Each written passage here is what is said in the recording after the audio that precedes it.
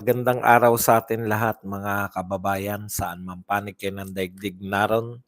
Dito na naman tayo sa another episode ng ating vlogs, Badong Ratelis po. Pag-uusapan natin ngayon, ito po, no, bakit ba dumilim ang mukha ko? Pag-uusapan natin, ang pangit ng lighting ko. Okay, yung katatapos lang po na Senate hearing na pinangunahan po ng presidential sister na si Senator Amy Marcos, na sa tingin ko po ay bastusan na naganap, no? Pwede pala yun. Yun yung lagi ko nasa isip, no? Pwede pala na, kasi, hindi naman po lingid sa ating lahat na madalas pong magpatawag ng hearing itong Kongreso, no? Maski nga po si Tatay Digong na dating presidente ng Pilipinas ay sumalang po ng ilang oras, no? Halos talagang mahigit kalahating araw na nakasalang si Tatay Digong. Kasi po may power naman talaga yung Kongreso na mag-imbestiga, no? At sana maganda po sana na yung mga pinapangaral ng mga congressman na karapatan nila, bahagi po ng Kongreso bagamat lantutay, no? Bagamat matatawag nating walang kabuhay-buhay o parang walang kabuto-buto itong liderato ng Senado sa pamumuno ni Waiter Chis Escudero. Kasi never pa po na wala pa po sa kasaysayan ng Kongreso na yung pong mga congressman o yung House of Representative ang mas kinikilalang may power kaysa rito sa Senado. Traditionally po, yung Senado po yung kinikilalang may power. Yung Kongreso po, kaya po pag nagsabay po na nag-investigasyon yung House of Representative tsaka Senado, definitely yung mas sikat na investigasyon itong Senado, no? Nung panahon na ang bumubuo po ng Senado, yung kagalang-galang pa po yung mga Senate President. Yung Senate President po hindi lang po nagpapakyut sa mga press conference, kundi totoong kinikilala ng buong bansa. Lahat naman po ng Senate President na nakilala ko, no, mula po dito kay Asyong Salonga. Ano nga pangalan ni Salonga? Jovito Salonga, sila Nene Pimentel, si Juan Ponce Enrile, no? Sila Drilon, si Manny Villar. Halos lahat po ng mga Senate President, kagalang-galang po eh. Ito pong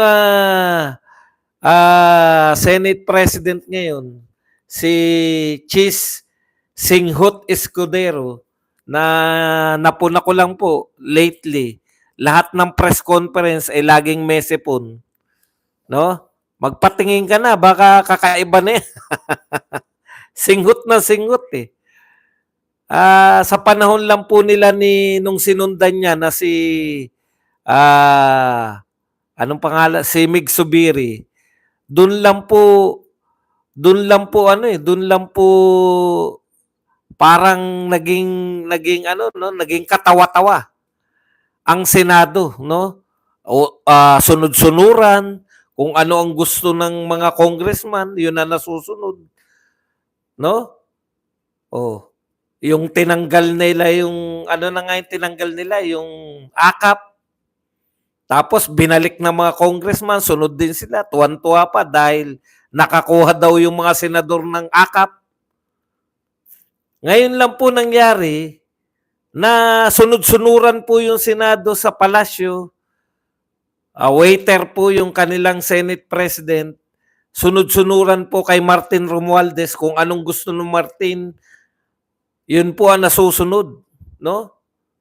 Kaya talagang grabe po eh. Sa totohanan po. Ngayon lang po, hindi po pwedeng mangyari ang panahon ni Jovito Salonga. Hindi po mangyayari ang panahon ni Manny Villar. ni Drilon, ni Nene Pimentel. Opo, si Senator Miriam hindi pa po naging Senate President yan. O si Joker Arroyo. Nakita niyo po yung quality ng mga senador noong araw. Sila rin ni Sagisag. Never na mga naging Senate President yan. Pero di hamak po na mas kagalang-galang pa yan sila Joker Arroyo, sila Rene Sagisag, etc. etc. Kayang-kaya po. Ang buong akala ko, hindi rin po naging Senate President si Blas Ople. Ganun po katindi yung lineup ng mga senador. Hindi ka basta-basta magiging Senate President nung araw. At hindi po pwedeng gawing waiter ang Senate President nung araw. Iba po yung status ng Senate President. Hindi po susunod yan. Wala pong panahon. Maski po yung mga pinakasikat nating mga House Speaker, no? Yung House Speaker po na mga sikat nung araw, to, mga makapangyarihan, si Mitra, si Joe De Venecia, hindi po nila napapasunod yung mga senador.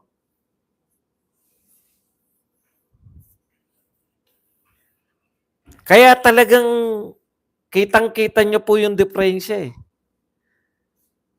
Nangyayari po to dahil parang bastusan na po yung nangyayari. Eh ano ngayon kung hindi kami dumalo, may magagawa ba kayo? Ganun po ang dating sa akin eh.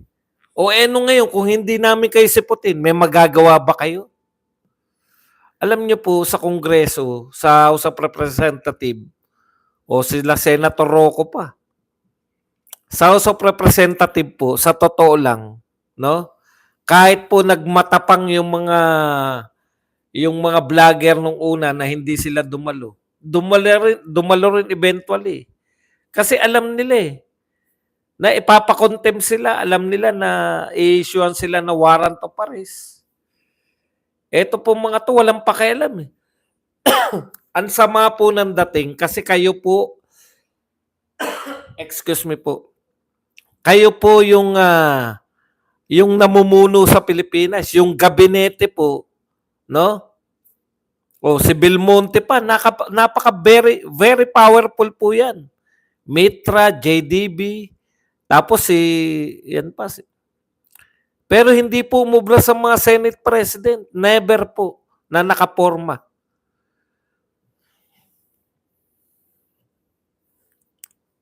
Kaya po ganun na lang sila. Grabe, no? Hindi kami atin. O anong gagawin nyo? May magagawa ba kayo sa amin? Parang ganun eh. Hindi ko po minamaliit, no? Ang buong akala ko po, sa totoo lang, yung sinasabi ni Lucas Bersamin na sinasabi ni Lucas Bersamin na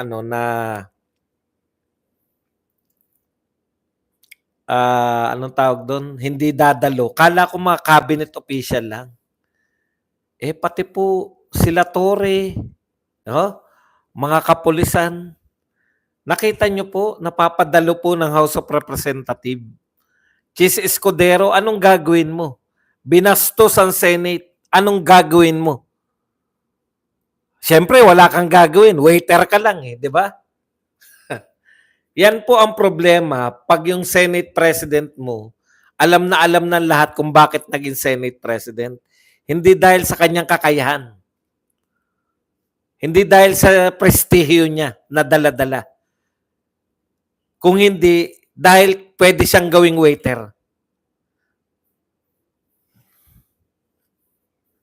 Grabe. Muli nating natuklasan ngayon yung paglabag nila sa paghuli kay Tatay Digong. Napatunayan yung mga wala po silang pakialam eh. Eh ano ngayon kung mapatunayan ninyo na nilabag namin? Ano ngayon? Yun po yung masakit eh. Eh ano ngayon? May kakayahan ba kayo? Si Duterte nga, napakulong namin eh. Alam niyo yung ibig ko sabihin? Si Duterte nga na akala ng lahat napakamakapangyarihan. Si Duterte nga na akala ng lahat ay untouchable sa Pilipinas. Nadala namin sa dahig. Kayo pa lahat. Ano bang kakayahan yung gawin laban sa amin? Parang ano po parang one way po yung batas eh. Yung House of Representatives, lagi po nila na ginagamit po nila yung batas para laban sa mga Duterte, pero hindi po pwedeng gamitin yung batas para ipagtanggol yung mga Duterte. Precisely, parang yung pakikipagtulungan sa ICC. Ngayon, lantad na lantad.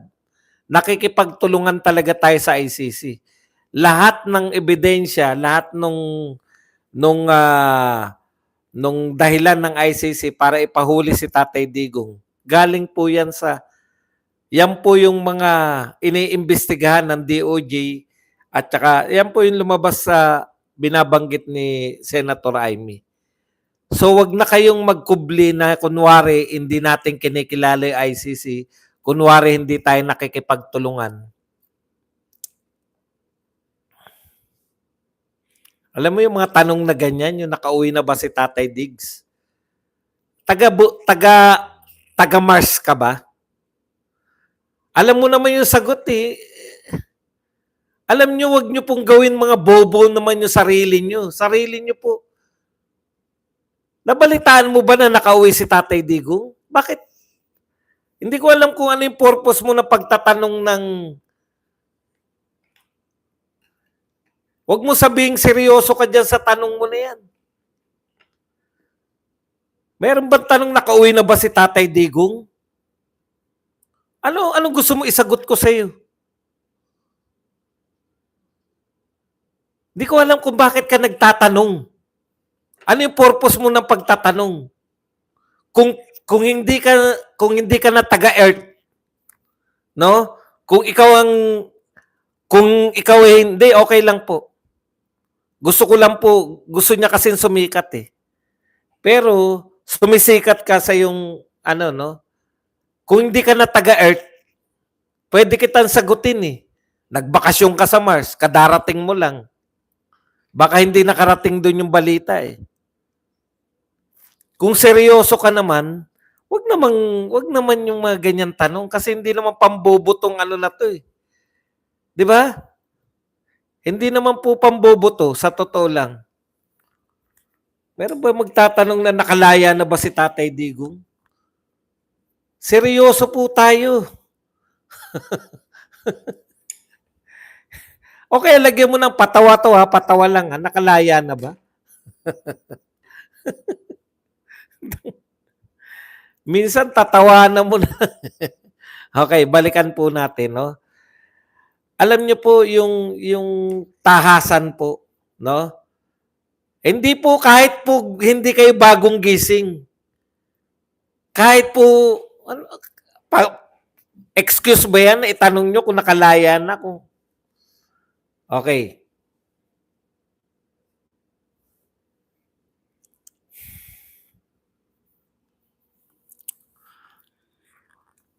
Ito po, yung maliit po yung ang taas po ng tingin ng gobyerno sa sarili niya.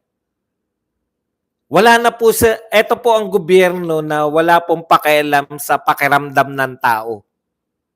Kaya tama eh, yung kahapon tinalakay natin, nang aasar pa eh. O ano ba dong, presidente pa rin si Marcos.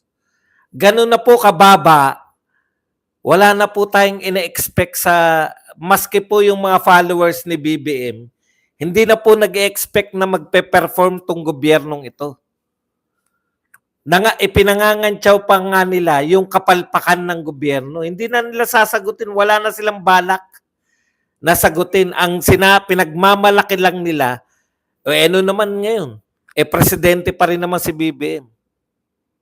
Yung presidenteng sinasabi nyo, 14%. Ha? Ang rating, 14%. Ikumpara nyo kay Tatay Digong na 89%. 14%. Yun na lang ang nagtitiwala. 14% na lang. Pero wala pa rin kayong pakialam. Nire-reject na ng mamamayan. Rejected. ito po ang pinaka-nire-reject na lahat po ng kakilala nating pamahalaan, ito po ang pinaka-rejected, no? Pinaka-isinusuka. At ito ay sa survey na ninyo. Pa-survey nyo na to. No? The most. Ito po ang pinaka, ano yung termino dito ni Magno? Ito pong si Magno, sinasabi ko, si Alex Magno, anti-Duterte pa po to. Biruin nyo yung anti-Duterte ang nagsasabi na no sitting Filipino president has ever scored so low in public opinion polls. It is hard to imagine how President BBM could manage to climb out of that resounding rejection by the public. Nire-reject na ng publiko si BBM dahil dyan sa ganyang. Tapos, ang asta ng kanyang cabinet officials, ang asta ng kanyang mga general sa PNP, napakatataas pa. Pati kung umasta yung kanyang mga followers, pag kinantsawan mo na walang nagagawa si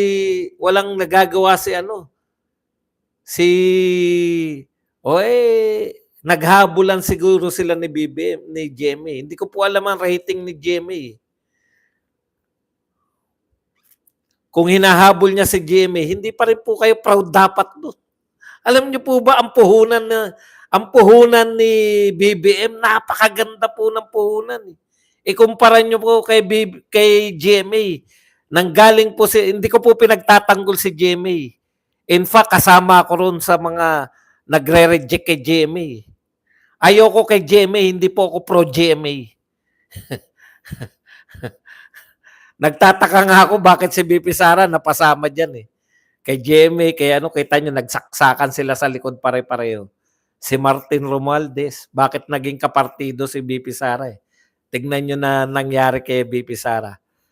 Saksakan lang sila sa likod. Hindi ko po kayang ipagtanggol si GMA. Pero ito po ang kaibahan po ni Marcos.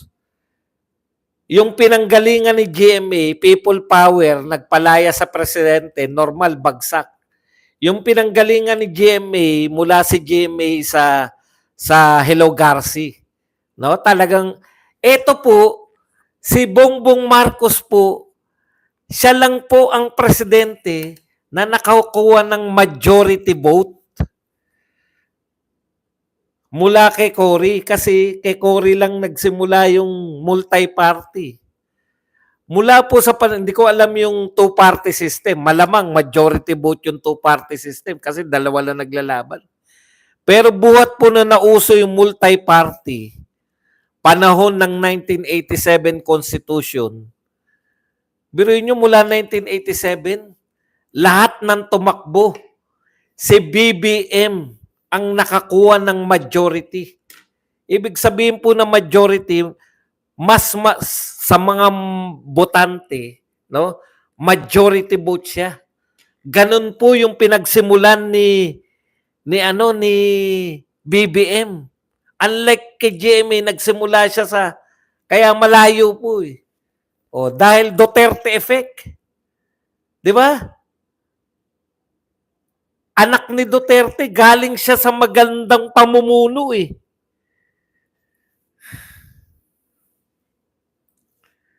Galing siya sa magandang pamumuno na graduate si Duterte sa pamumuno niya na 80% mataas, napakataas. Ang taas-taas din nagsimula ni BBM. Biglang lagapak, 3 years pa lang. Dahil dyan, sa attitude na ganyan. Wala naman pong problema. Ang sabi nga rito ni Alex Magno, natutuwa ko kasi anti-Duterte to. Pati mga anti-Duterte bumabanat na kay Marcos.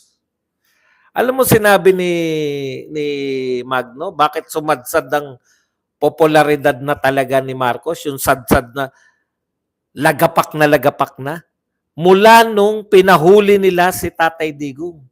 Kaya importante itong mga investigasyon na to. 'Di ba? Ngayon, alam na nila yung kapalpakan nila, walang due process, no? Walang jurisdiction pero pinamigay natin. Alam na ng mga tao na hindi na nila pwedeng ikatwiran yung Interpol dahil yung Interpol naman pala, hindi naman pala ganun yung kakapangyarihan yung Interpol. Si Senator Bato po ay dating PNP chief. Alam niyo po kung paano po yung Interpol, yung play po ng Interpol. Ang Interpol po, no? Tignan niyo nga po yung sample, no? Si Tebes na hindi taga Timor Leste. Pilipino siya. May red notice na yung Interpol para hulihin. Hindi po sumusunod. Bakit? Ginagalang yung ruling ng local court. Yun yung hindi nyo ginawa. May ginawa ba yung Interpol sa Timor Leste? Sino po ba yung Timor Leste kumpara sa Pilipinas? Napakalayo po. Kailan lang naging bansa yan Timor Leste? Pero hindi po yan nilusob o binigyan ng sanction ng Interpol dahil hindi sila nakikipagtulungan. Bakit po?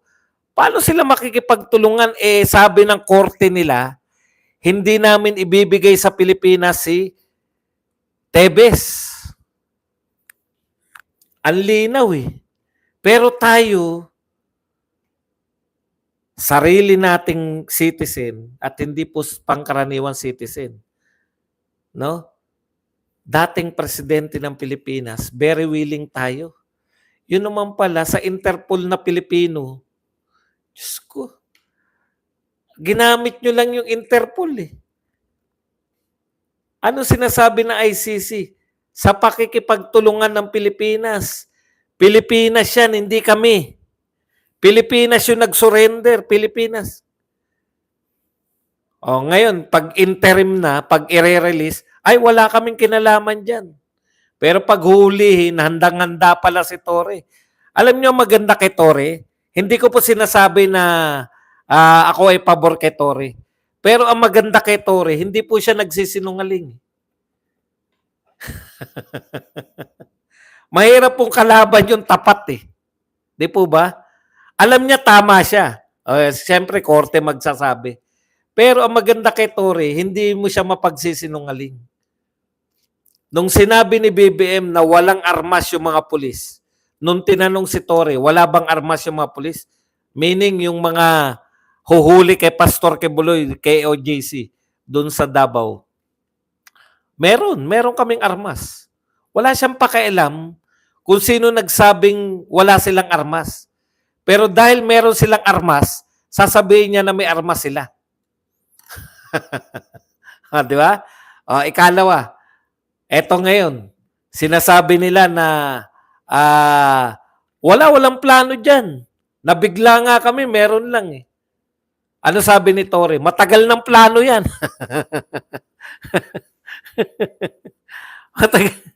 Matagal ng plano yan. Ang inutos sa kanya, dalhin sa Hague si Tatay Digong. Sumunod siya. Ngayon, kung may mali, siyempre, dapat panagutan niya.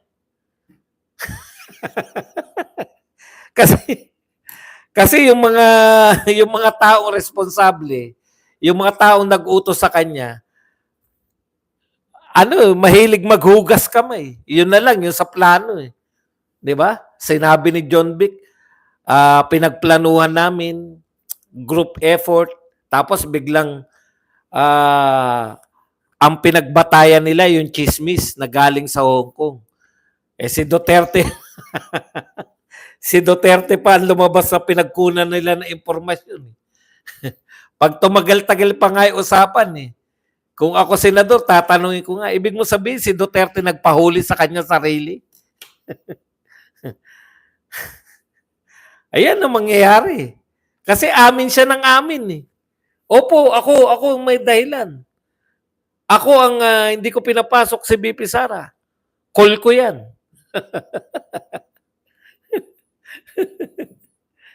Samantalang yung mga nag-uutos sa kanya dumidistansya eh. Aba, wala kaming alam dyan. Ngayon po, ito po, balik po tayo rito, no? Alam na po natin yan lahat eh. Plinano yan ng gobyerno, ipahuli si Tatay Digong sa ICC. Alam na natin yan. Lahat po yan, katwiran na lang yan ngayon na hindi tayo nakikipagtulungan. Ha? Hindi tayo nakikipagtulungan o kung ano pa man yung walang jurisdiction. Tokis na lang yan eh. Dahil ang katotohanan po, nakakulong na si Tatay Digong. Kahit na anong deny ninyo na wala tayo, yung ICC mismo nagpapasalamat sa atin. Actually, yun nga yung yun nga yung kinakatwiran ng ano eh, pag yun nga ikakatwiran na ICC na walang jurisdiction, hindi dumaan sa due process, di ba? Eh binigay sa amin, alang naman tanggihan namin. Ibang usapin na yan. Ang very glaring, no, na pinapakita ng gobyernong ito, wala na po silang pakialam sa sumadsad man ng popularity. Yun yung problema na nakikita ko sa gobyerno. Ano sila yung manhid sa daing ng mga mamamayan, wala silang pakialam. Basta presidente pa rin si BBM. Yun lang importante sa kanila eh. Kinakantsawan pa nga ako eh. O Badong, ano na nangyari sa'yo? Di ba presidente pa rin si BBM? Kahit walang achievement, kahit walang proyekto, kahit walang nagawa, kahit sadsad ang popularity, kahit bagsak ang rating, presidente pa rin daw si BBM. Yun na yun. Ganun na lang kababaw, yung survival na lang. Hindi hindi na yung dati may pakonsuelo pa silang pinagmamalaki na, oh yan, magpapatayo na kami ng ganun. Eh, nasa gitna na kayo, hindi na pwede yung plano. May plano si BBM, may plano, hindi nyo na pwede yun. Wala na rin silang pakialam. Wala na rin pong pakialam yung mga supporter ni BBM kung may achievement o wala. Ang importante sa kanila, presidente pa rin si BBM. At nakakulong si Duterte. At si BP Sara impeach. Kaya po tayo ang gumawa ng paraan. Naku, lahat po ng mga Duterte. Lahat po ng sinasabi, lahat po ng ano no, nagsasabi po, lahat dadaan lang yung mga kandidato nila sinisigawan ng Duterte. Huwag po kayong maniwala sa survey nila. Ang totoo po, sadsad si BBM. Sabi nga, di ba? Kaya nga,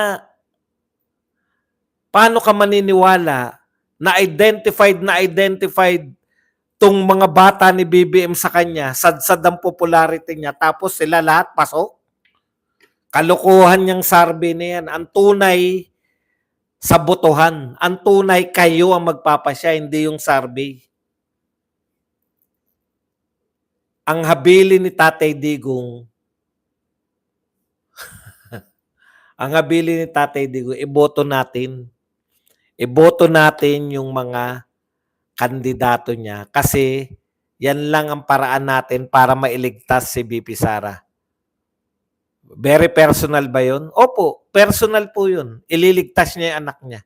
Pero by saving Vice President Sara Duterte, we are actually saving the Philippines.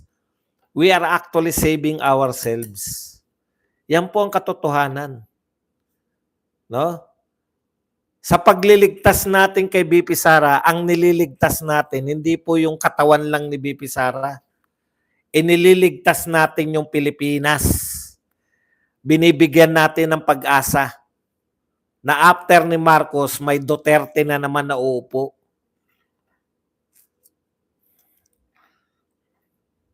Regardless po, pirmahan. Ngayon ang usapin yung subpoena, di ba? Pipirmahan ba yan? Maganda yung tanong niya. Pipirmahan ba yan ni Chis Escudero yung subpoena? Pirmahan niya yan o hindi? Yung attitude po ng gobyerno, hindi kami dadalo, may magagawa ba kayo? Alam niyo yun? Chis Escudero, magkakahiyaan lang tayo.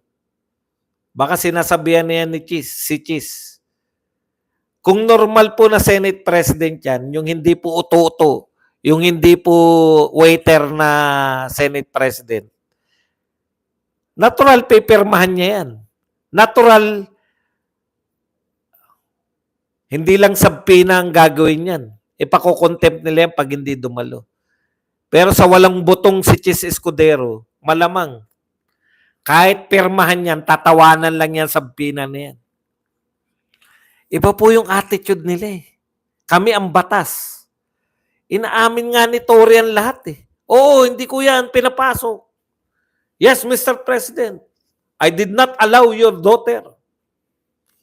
Harap-harapan na nga eh. Ano sampina? Sa tingin nyo matatakot yung mga Rimulya sa sampina? Harap-harapan nga sila nagbabago na statement eh. Kai-interview lang ni John Vic, binago niya eh. Ano sampina? Umatin sila o hindi? Yung attitude po eh. Anong gagawin nyo? Ito ginagawa namin, anong gagawin nyo? O pinakulong namin si Duterte. Bakit meron pa po bang mas may titindi pa po ba na pinakulong si Duterte? Yung feeling ng mga yan, kung napakulong nga namin si Duterte, sabpi na lang yan. Kaya nasa ating kamay po, hindi po yung sabpi na kung pipirma si Chis. Nasa ating kamay po ang pagbabago. No? Nasa ating kamay po, pirmahan niya no hindi ni Chis Escudero, ipanalo natin yung mga PDP laban candidates. Pagdating ng botohan, niligtas po natin ang Pilipinas. Yan po yun eh. Yan po yung importante. Yung power natin.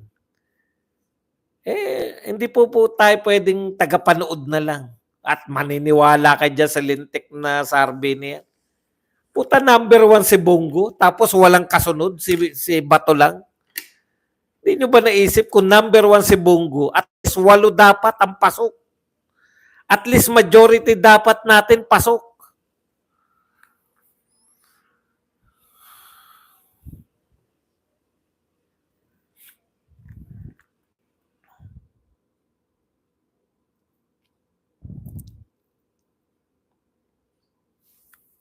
May silbi rin po si Amy kasi nakikita po natin sa actual eh.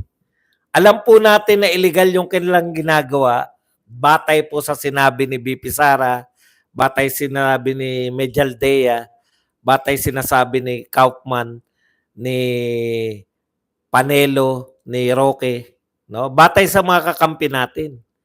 Pero mas maganda pong mapatunayan na yan din ang sinasabi ng mga hindi nating kakampi. Di ba? Mas importante po yun eh. Pati yung hindi mo kakampi, pag sinabing nila, may paglabag sila sa batas, mas importante yun. Hindi mo na nga kakampi. Katulad nito, hindi natin kakampi tong Alex Magno na to, Philippine Star columnist. Pero binabanatan niya na yung wala na, sadsad na. Buhat nung pinakulong nila si Duterte, talagang wala na pong maniniwala kay BBM. Kaya si BBM po, imbes na makatulong sa kanya mga kandidato, tayo kanya-kanya na ngayon, nawala na yung sigla nila. Hindi lang po yung kampanya ni Duterte dahil na-discarril, dahil nakakulong siya. Pero tuloy naman po, di ba? Tuloy-tuloy naman yung mga vlogger na sumusuporta sa kanila through social media. Grabe oh. No sitting president.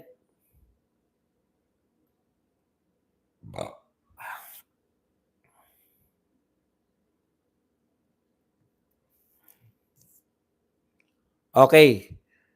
Ilan lang po, no? Isang maliit lang po. Pinakikinggan ko kanina yung bago magsimula si Amy. Hindi ko natapos eh. Pero ang tema nung oral argument sa Supreme Court, yung oral argument po sa may Supreme Court na tungkol po dun sa sa paglilipat po ng pondo ng PhilHealth, no? Malinaw po eh. Yung mga alam niyo mga justices ng Supreme Court, maano po yan doon sa batas, sa sinasabi ng batas, Constitution. Ang kinakatwiran po ni Soljan Guevara, no? May batayan yung paglilipat nila. Alam niyo ang abogado, maburiri sila eh. Hayaan nyo na yung mga abogadong vlogger ang magpaliwanag niyan ng maburiri din. Pero pasisimplihin ko lang po yung paliwanag para sa ating mga non-attorney. Ang nakuha ko po, no, ginawa po nila yan, may basihan sila. Yun po yung GAA. Batas din yun eh. General Appropriation Act. Ha? Pero ngayon ko lang natuklasan doon sa oral argument, yung pinagbabatayan nila, at ito po maganda yung sinasabi ng Justice ng Supreme Court, no? Yung pinagbatayan nila ng kanilang basehan na pwedeng ilipat, yun pong isang sentence doon sa General Appropriations Act ng 2025 o 2024. Hindi ko na po alam. So, ang pinagbatayan nila, isang sentence doon. Ngayon, doon ko natuklasan sa pagtatanong ng mga judge, wala pala yung sentence na yun sa original na BICAM, ay sa original na Senate version at saka sa House of Representative version. Yung pwedeng ilipat, yung mga idle, yung mga hindi nagagamit na pondo, yung mga sobra-sobrang pondo at hindi ginagamit na ahensya, ay pwedeng kunin ng pamahalaan para magamit sa kapaki-pakinabang, di ba? Yung isang sentence na yun, wala po yun sa original version ng House of Representative at wala rin yan sa original version ng Senate. So saan po makikita yan? Sa bicameral committee lang. So yun yung po yung matagal na natin sinasabi na may separate po yung BICAM at sila yung makapangyarihan. Yan po yung in-expose ni BP Sara. At ngayon po, kitang-kita po yan ngayong panahon nila Romualdez at ni Saldico. Siyempre, sunod-sunuran lang naman yan si Chis Escudero tsaka si Grace po sa lahat ng sabihin ni Martin at tsaka ni Saldico. Di ba? Yan yun eh. Ayon niyan kay BP Sara, hindi yan ayon kay Badong. Pero sumasang-ayon ako. Sinasangkalan ko lang si BP Sara para hindi sa akin niya.